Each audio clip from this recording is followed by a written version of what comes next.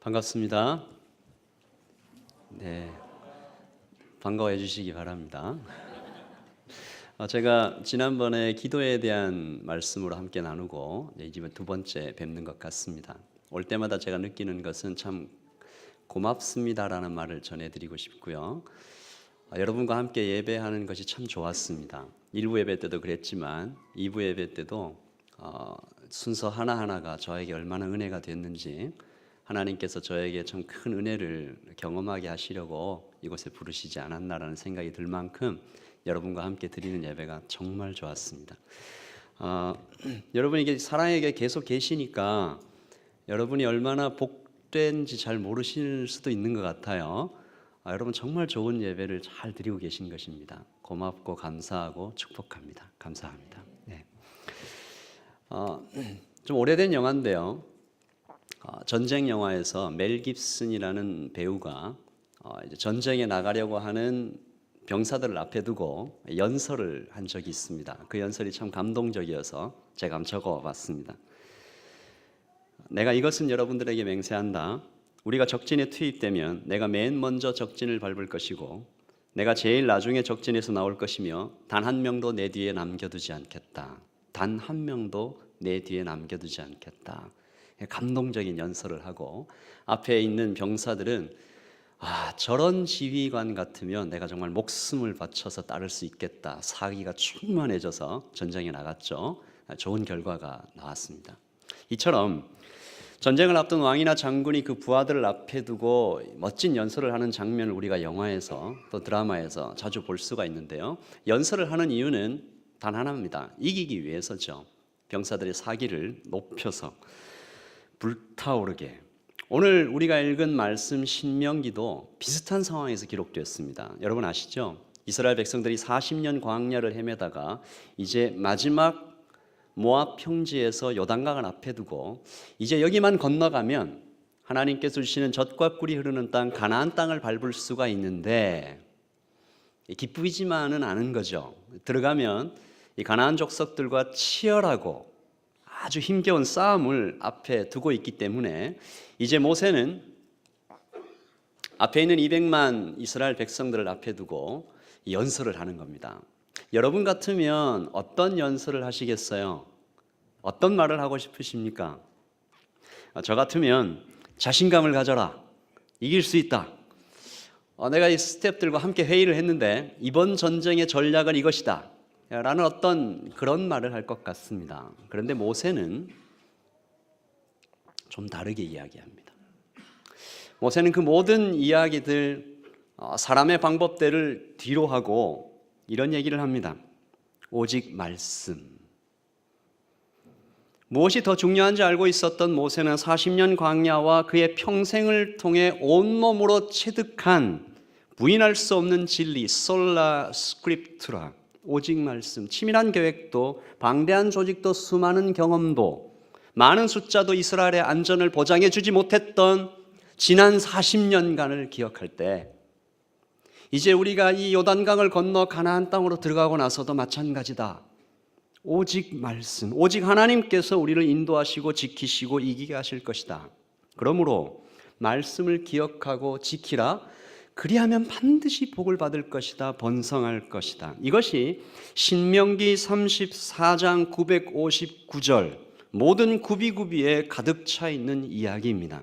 그리고 모세가 이 말과 더불어서 앞에 있는 이스라엘 백성들에게 정말 중요한 이야기 하나 더 합니다. 그 말씀을 전수하라.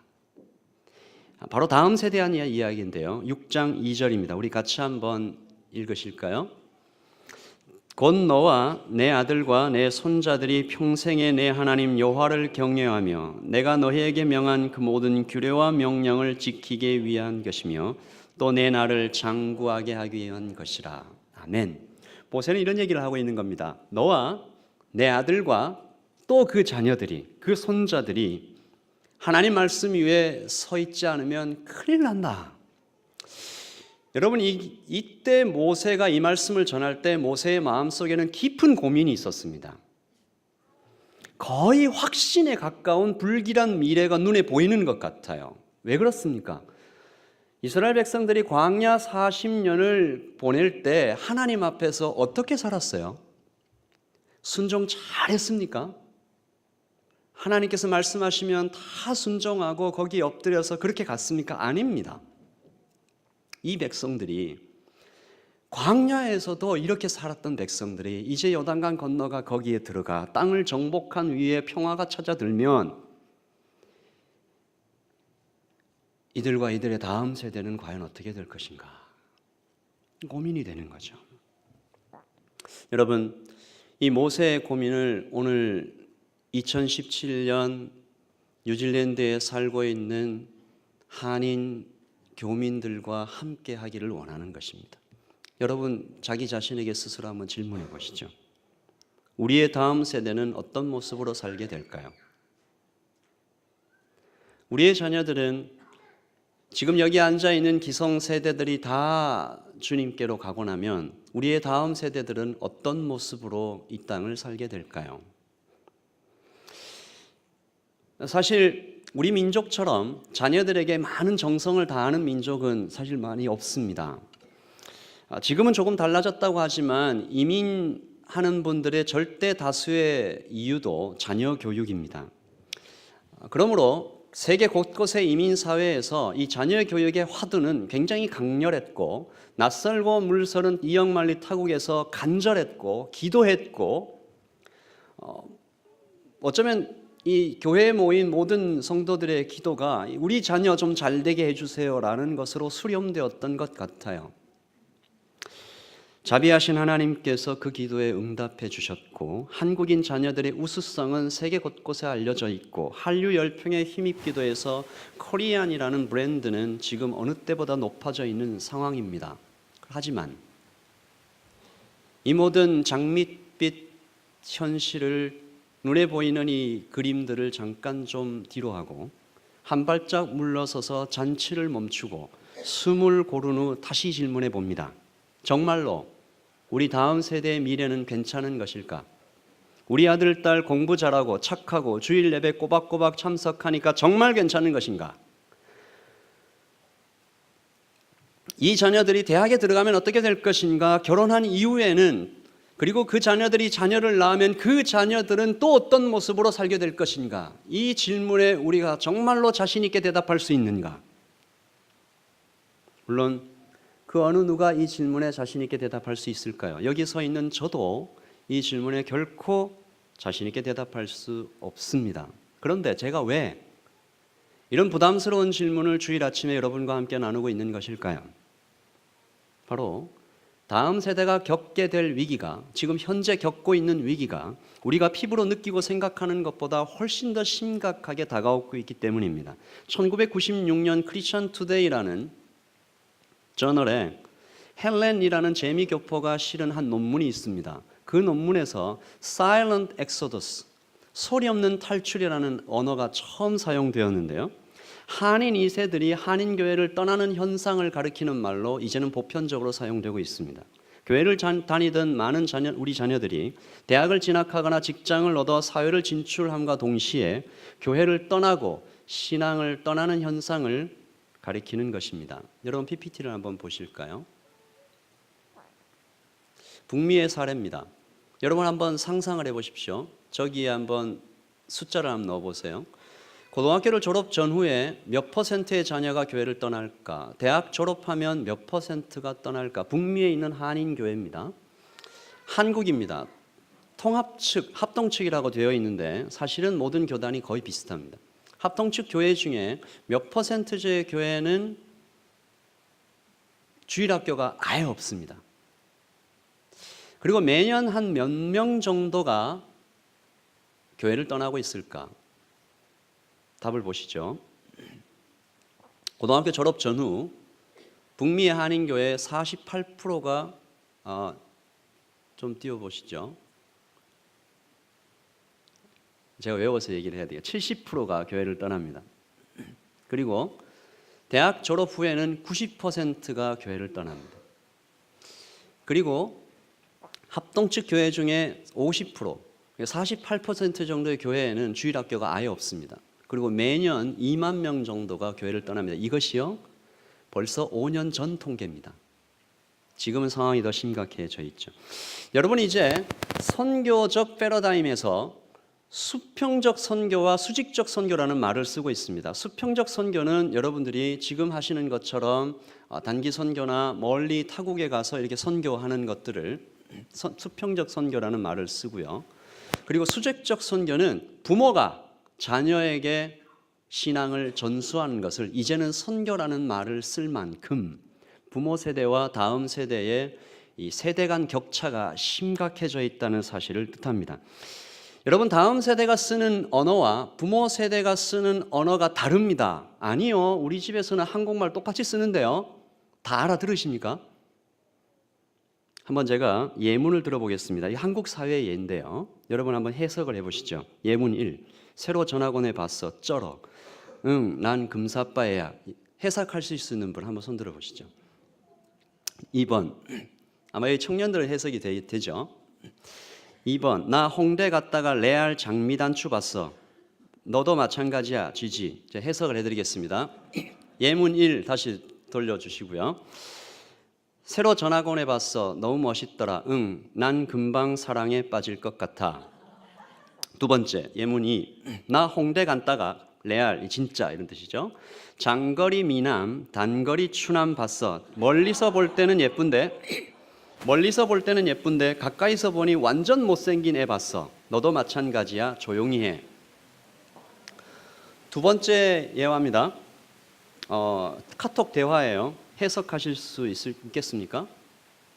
청년들은 벌써 이렇게 얘기해요. 바빠. 겁나 바빠. 밥은 나 밥 먹으러 가요. 아직 안 먹어. 맛있게 먹어.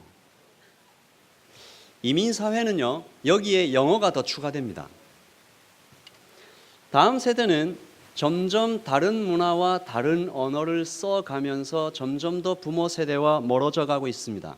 여기에 이 벌어진 갭에 악한 영들이 침투해 들어와서 다음 세대의 영혼을 도둑질하고 있다라는 것입니다. 한 동영상에서 이 위기를 이렇게 나타내고 있습니다. 같이 한번 보시죠. 벌써 이게 2012년 동영상입니다.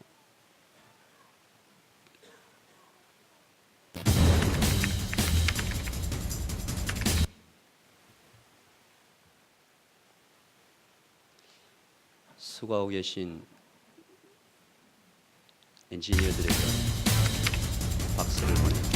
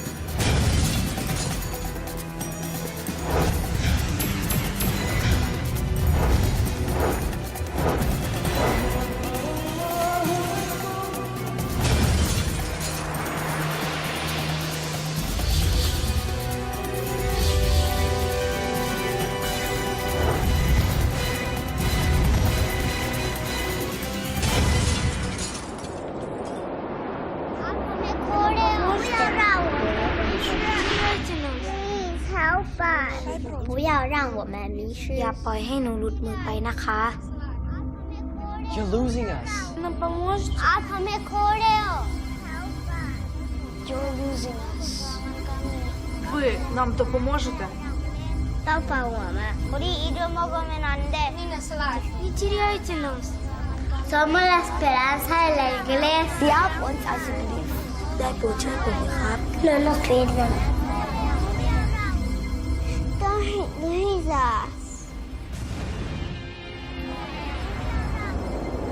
ต้องให้Jesus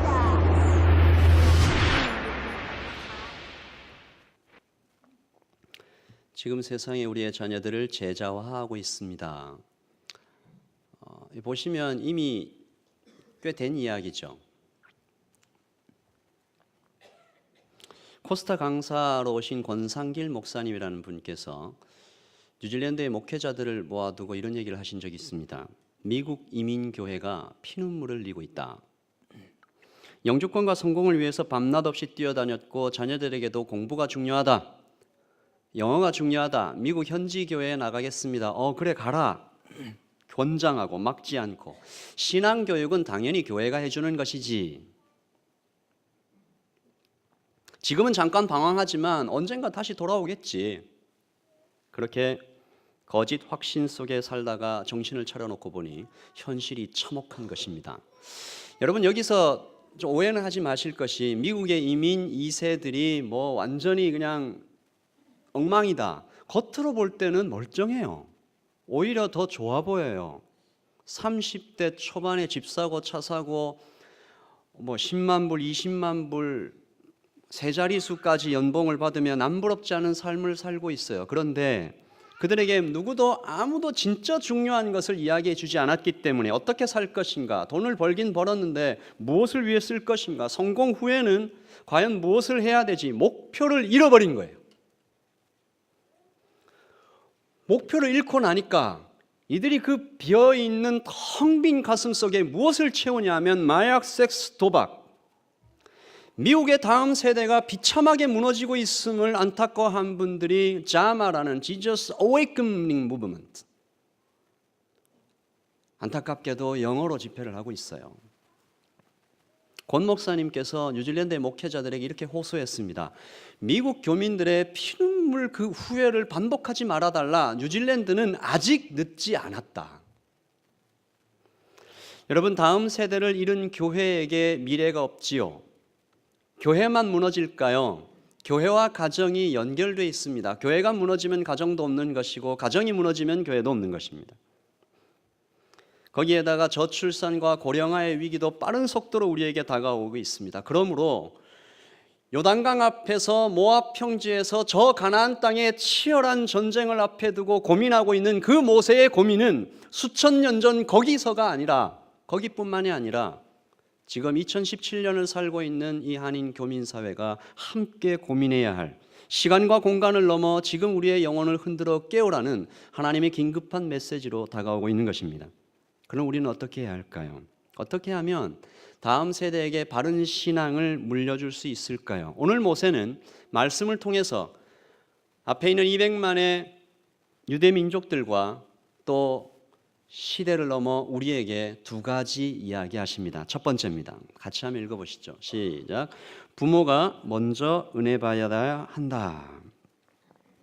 많은 부모님들께서 교회를 마치 믿음 학원처럼 여기시는 분들이 있습니다. 우리가 자녀들 학원 보낼 때, 악기 배울 때, 운동 보낼 때 어떻게 하십니까? 시간 맞춰서 데려다 주고 시간이 되면 다시 데려오죠. 교회도 그렇게 생각한다는 것입니다.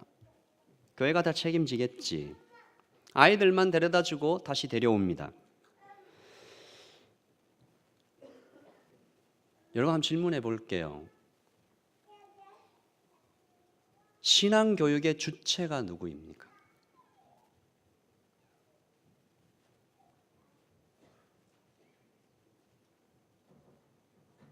신앙교육의 주체가 누구입니까? 누가 우리 자녀들의 신앙을 목숨 걸고 온 마음으로 책임지고 나가야 할 주체입니까? 교회입니까? 교역자입니까? 교사입니까? 신앙교육의 주체는 부모입니다. 이것이 하나님의 말씀이기도 하지만 그러지 않고는 안 되는, 교회가 아무리 자녀들을 잘 가르쳐도 부모가 신앙교육의 주체가 되지 않으면 완전히 무너져버린 이유가 여기 있습니다. 하나님께서 그렇기 때문에 모세의 입술을 통해서 이 간절한 메시지를 토해 놓으신 거죠. 6장 5절입니다. 너는 마음을 다하고 뜻을 다하고 힘을 다하여 내 하나님 여호와를 사랑하라. 이 자녀들에게 얘기하시기 전에 앞에 있는 기성세대들에게 얘기하시는 거죠. 오늘 내가 내게 명하신 이 말씀을 너는 마음에 새기라. 마치 돌에 조각을 새기듯이. 쉬운 성경을 읽어볼까요? 너는 마음을 다 쏟고 정성을 다 기울이고 힘을 다 바쳐 내 하나님 여호와를 사랑하십시오. 내가 오늘 여러분에게 명하는 주님의 말씀을 항상 마음에 품고 살아가십시오. 아유, 목사님 바쁩니다. 바쁜데 거기까지 제가 어떻게 신경을 써요? 그러나 여러분, 자녀들은 부모들의 말이 아니라 행동을 보고 자랍니다. 그것을 보고 따라하죠. 신앙 전수 주체가 부모이라는 사실이죠. 첫 번째 현장이 가정입니다. 그리고요, 부모들의 말도 중요하죠. 하지만 그 행동이 얼마나 중요한지 하면 이 부모가 가정에서 하나님께로 명령받은 가장 엄중하고 무거운 책임은 가정에서 하나님이 살아계시다는 것을 온몸으로 드러나야 할 책임을 하나님께로 받은 것입니다. 부모님들은. 그래서 마음에 새기라는 거예요.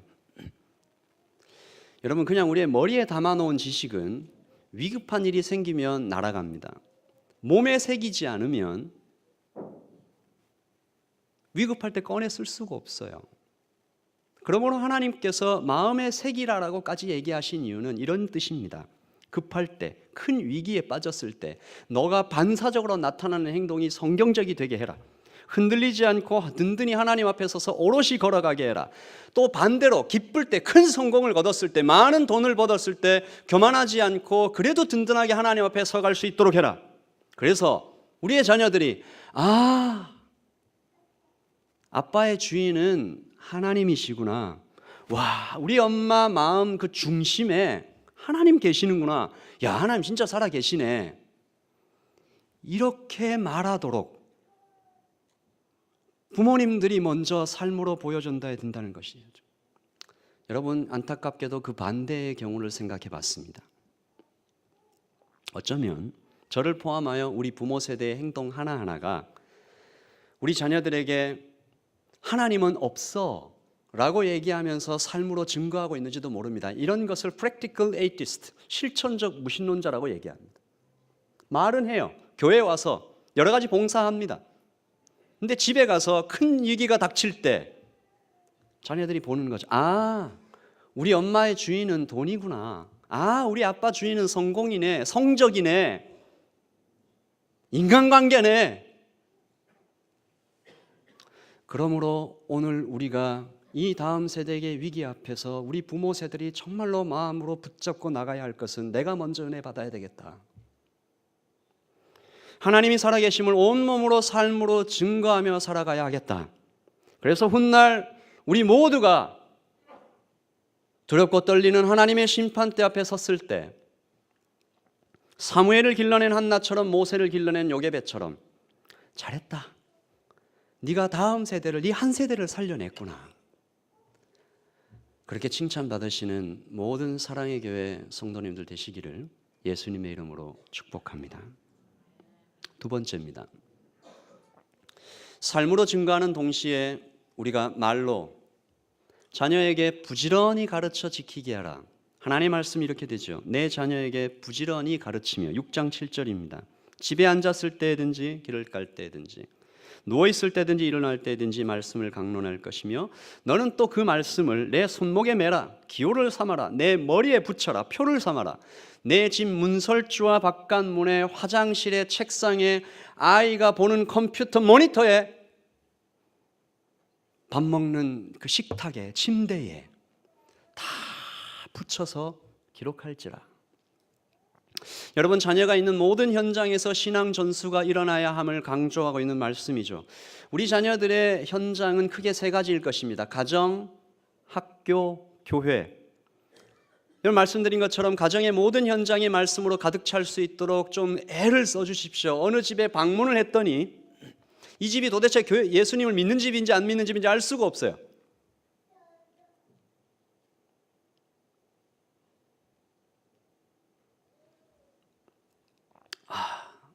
그 집 앞에 현관문을 열고 탁 들어가는 순간부터 이 집의 주인은 하나님이시구나. 유대인들은 모든 식탁 자리와 식사 자리와 잠자리에서 말씀을 가르칩니다. 식사하기 전에 밥을 먹고 그리고 잠에서 깰 때, 잘 때 자녀들과 함께 하나님의 말씀을 나눕니다. 우리도 그래야 할 것입니다. 그리고 학교입니다. 여기 청년들이 많이 계신데요. 부탁드립니다. 좋은 선생님들이 되어 주십시오. 교회에서뿐만이 아니라 여러분이 후에 낳을 자녀들, 그 자녀들에게 이 땅의 학교에 들어가서 선교사의 마음으로 다음 세대를 양육해 갈 하나님 나라의 선생님들을 양육해 주시기를 바랍니다.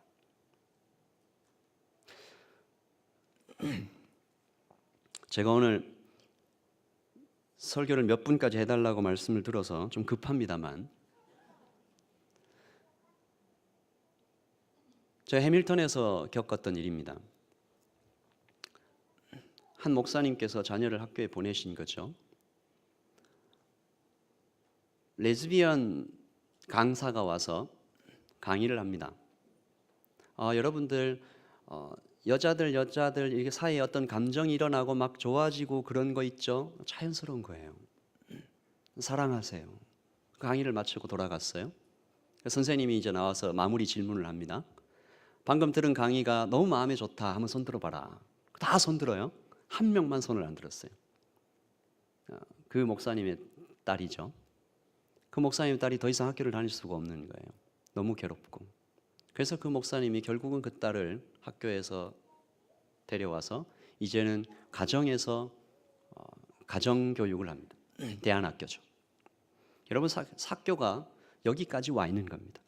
그리고 세 번째로 자녀들이 참석하고 있는 신앙 전수의 현장이 교회인데요. 이게 굉장히 안타까워요. 왜냐하면 우리의 자녀들이, 여러분 한번 생각해 보신 적 있습니까?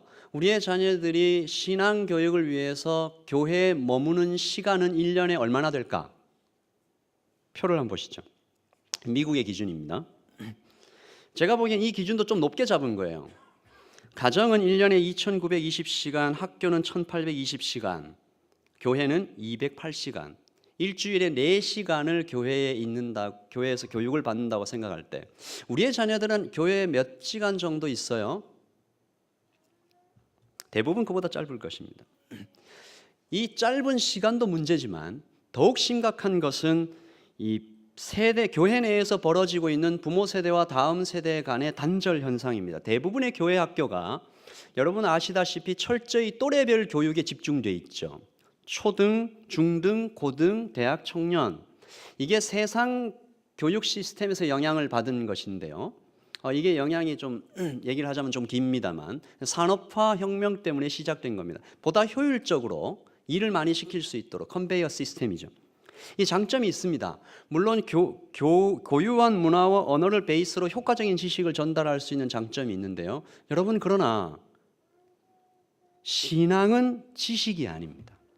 신앙은 물론 지식이 필요하죠. 성경 지식이 필요한데 신앙은 인격에서 인격으로, 마음에서 마음으로, 피에서 피로 부모 세대에서 다음 세대로 전달되는 것입니다. 살과 피를 가지고 전달되는 것이죠. 그래서 이처럼 또래 교육이 가지고 있는 이 한계에 대해서 사람들이 인지하기 시작했는데 재미있는 것은 이게 학교에서부터 비판이 먼저 시작됐어요. 뉴욕 공립학교에서 26년 동안 교사를 지낸 존 테일러 교사가 책을 한 권 썼는데요. 왜 우리는 교육을 받을수록 멍청해지는가? 바보 만들기라는 책을 썼습니다. 이분이 이 책에서 교사들의 7가지 죄를 고발합니다. 다 제가 읽을 수는 없고 2가지만 제가 소개를 할게요. 첫째, 학교는 아이들한테 등수를 매긴다. 피라미드 속 돌덩이처럼 정해진 자기 위치를 가지도록 길들인다. 여기에서 삐져나오면 잘라버린다. 둘째, 스스로 뭘 할지 모르게 만든다. 시키는 일만 하게 만든다. 즉, 다른 사람이 자기 인생의 의미를 정해주도록 기다리게 한다. 우수한 학생이란 시키는 것을 잘 따른다는 의미다. 그리고 결론을 이렇게 내렸습니다. 학교는 그러므로 가정과 사회를 취약하게 만들 수 있다.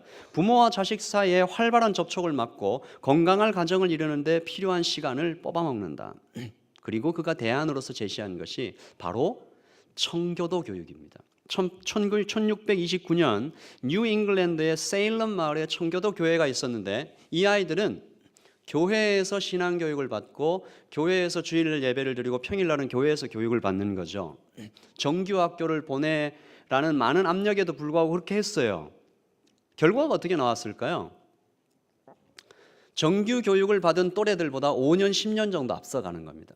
여러분 뉴질랜드에도 이런 대안학교가 있습니다. 폼 5나 폼 6 초반에 폼 7까지 교육 과정을 거의 다 마치고 1년 혹은 1년 반 정도를 전 세계 선교를 다닌다든가 후배를 돕는다든가 경험을 한다든가 굉장히 좋은 자원으로서 대학에 들어가게 되는 것이죠. 여러분 이렇게 학교가 먼저 고민을 하고 있을 때 교회는 어느 정도 어느 선에 있는지 우리가 좀 고민해 봐야 되는 것입니다. 여러분 오늘 아침 주일학교 오늘 아침 이 사랑의 교회 그리고 많은 한인교회들이 교회를 오는 풍경을 한번 상상해 보십시오. 부모님들이 335 아이들 손을 잡고 교회를 오죠. 아름다운 풍경입니다. 교회 문만 통과하면 이산가족입니다. 곧 다시 보자 안녕. 거기서 무슨 일이 생기는지 나는 알지 못한다. 많은 교회들 속에 좀 극단적으로 표현한 것이긴 합니다만 많은 교회들 속에서 부모와 다음 세대가 다른 설교를 듣고 전혀 다른 문화를 경험하고 단절되어 있는 거죠. 그래서 소리 없는 탈출은 북미의 경우뿐만이 아닌 것입니다. 제가 작년까지 한우리교회에서 청년부를 섬겼는데 매년 신입생 환영회를 하면 정말 시니어 교역자가 저한테 와서 얘기를 해요. 목사님 이번에 정말 좋은 아이들이 올라갑니다. 막 자랑을 해요.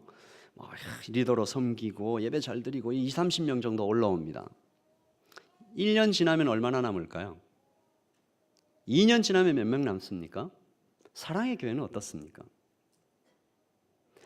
또래 문화에 익숙한 아이들이 전혀 다른 문화에 쑥 들어갔을 때 견디지를 못하는 것입니다. 여러 가지 물론 다른 이유가 있겠습니다만 어쩌면 우리의 교회의 모습 속에 존 테일러 교사가 염려했던 모습들이 혹시 있지는 않을까 고민해 보는 것입니다. 그래서 사랑의 교회도 매달 한 번씩 패밀리 서비스를 한다고 들었습니다. 이처럼 우리가 이 고민을 해나가야 됩니다. 공동체적 영성을 회복하자. 부모에게서 다음 세대로 신앙이 피와 살을 가지고 인격에서 인격으로 전수되도록 하자. 어떤 분들은 이야기합니다.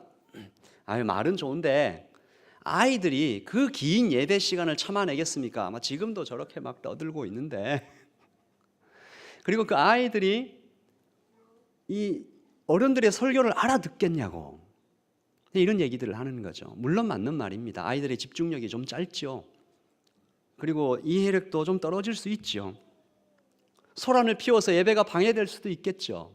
그래서 저는 이런 말씀 좀 드리고 싶어요. 아이가 없어서 죽어가는 조용한 사막 같은 유럽의 교회들을 가보셨냐고요.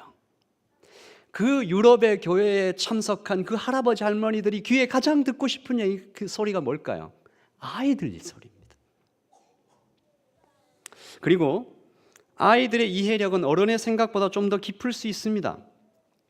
여기에 참석하신 우리 어르신들 초등학교 시절에 교회 참석해서 예배 들으셨죠? 말씀 들으셨죠? 그때 다 이해했다고 생각했어요. 다 이해한 것이 아니지만 자기들 나이에 맞게 다 알아들었다고 생각하면서 예배를 드렸습니다. 최근 제가 이 공동체적 영성에 대해서 고민하고 있을 때 저에게 충격을 준 두 가지 사건이 있습니다. 첫 번째는 제가 5살부터 7살 사이의 아이들에게 설교를 하고 있는데 제 마음속에 가지고 있는 화두는 단 하나였습니다. 쉽게 해야 된다.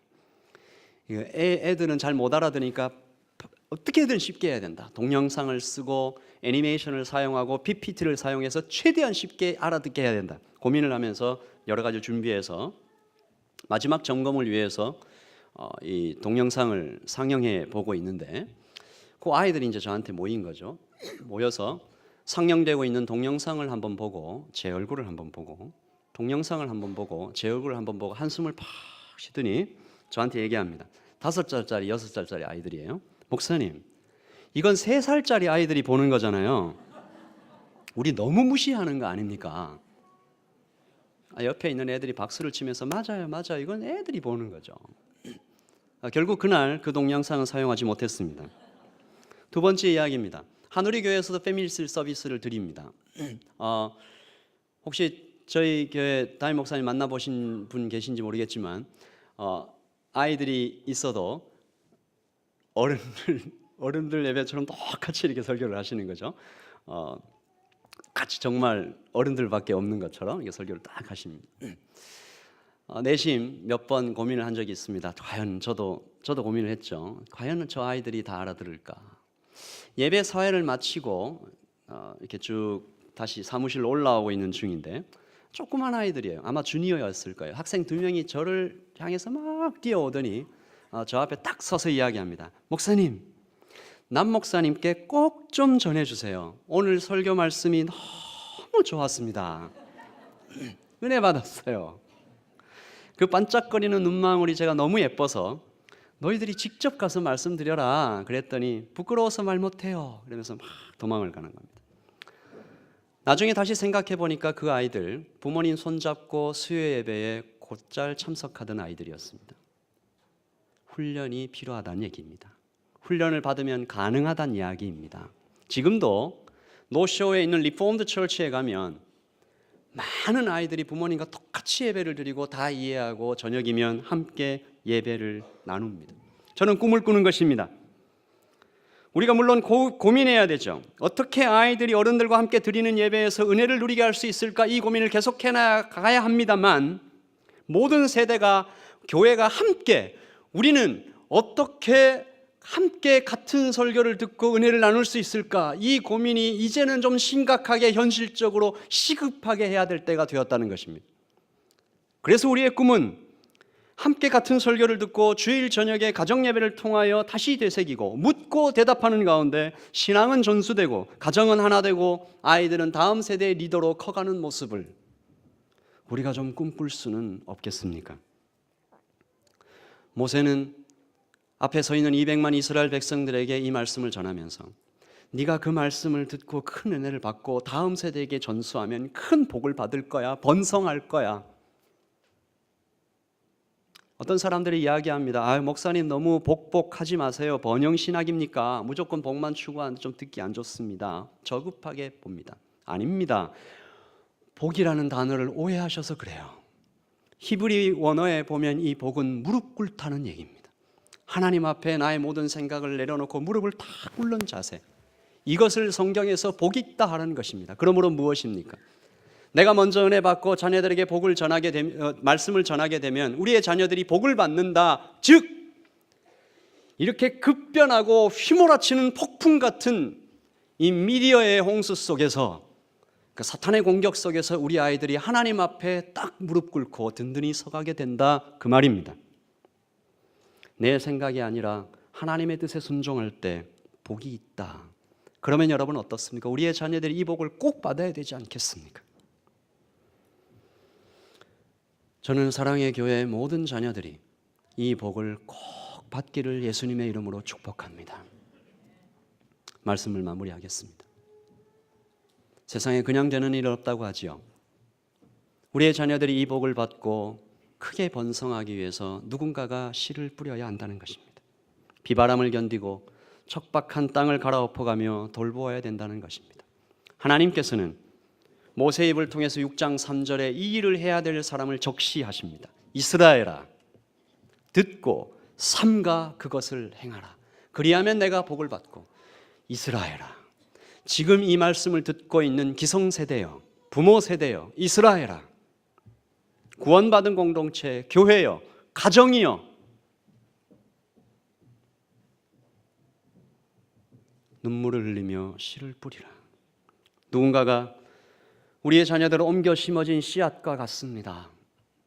꽃을 피우고 열매를 맺을 수 있도록 누군가가 이 땅을 갈아엎어 줘야 됩니다. 밑거름이 되어줘야 됩니다. 시편 126편 5절 6절에서는 눈물을 흘리며 씨를 뿌리는 자는 기쁨으로 거두리로다. 울며 씨를 뿌리러 나가는 자는 반드시 기쁨으로 그 곡식단을 가지고 돌아오리로다라고 말씀하고 있습니다. 한국에 선한 목자 교회라는 교회가 있습니다. 그 교회에 리브가 사모님이 계신데 예레미야 애가를 묵상하시다가 다음 세대의 마음이 닿으신 것 같아요. 예레미야가 어떻게 그렇게 우는가? 왜 그토록 우는가? 다음 세대가 마음에 자꾸 걸려서 하나님께서 그 세대를 바라보시면서 우는 울음을 예레미야가 같이 운 것이 아닌가? 그렇게 얘기하셨습니다. 우리 같이 한번 메시지를 듣고 기도하겠습니다. 우리가 자녀를 하나님께 영광을 돌리는 사람으로 키우는 거, 좋은 교육, 남부럽지 않은 환경을 열어주는 거가 아니고 나에게 허락하신 환경 속에서 어떻게 내가 하나님을 만나고 하나님을 나의 삶으로 증거하는지를 아이에게 보여줄 때 그 아이는 하나님의 영광을 경험하고 그런 삶을 살게 된다는 것입니다. 나라가 망해도요, 아직까지 소망이 끊어진 건 아니에요. 그런데 아이들에게 소망이 끊어지면, 사람이 끊어지면 그건 진짜 소망이 끊어진 거예요. 지금 모든 보이는 상황은 절망이어서 울라가 아니고, 모든 보이는 상황이 절망인데 그 중에 소망을 붙잡을 수 있는 건 다음 세대, 망해가는 나라의 다음 세대, 얘네들이 소망인 거예요. 그래서 예레미야는 이스라엘 백성들에게, 엄마들에게 울어. 초저녁부터 울어. 눈동자가 쉬지 못할 정도로 눈물을 흘려. 계속 울어 이렇게 말하는 거예요. 그래서 내 자녀들의 생명을 향하여, 주를 향하여 손을 들어. 그 아이들 이 전쟁 상황에서 주려 굶어 죽지 않도록 배 좀 채우도록 울며 기도해봐. 그게 아니고 이 아이들이 이 땅의 소망이니까, 망한 나라의 소망이 이 아이들이니까 울라고 말하는 것입니다.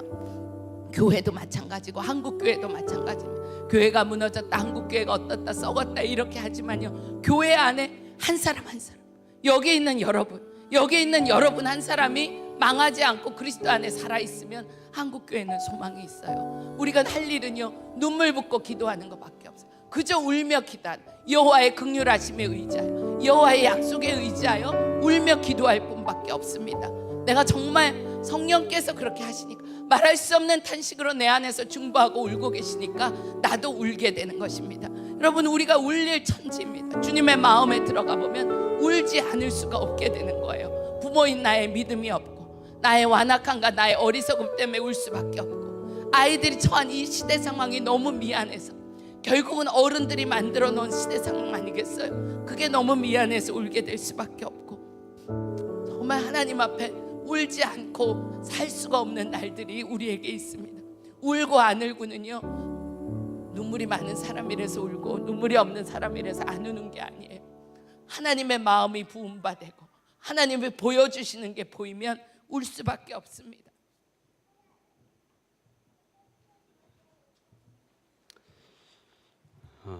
원래 사랑의 교회 예배 시간에 이런 시간이 있다고 듣진 않았습니다만, 우리 같이 한번 기도하면 어떨까 싶습니다.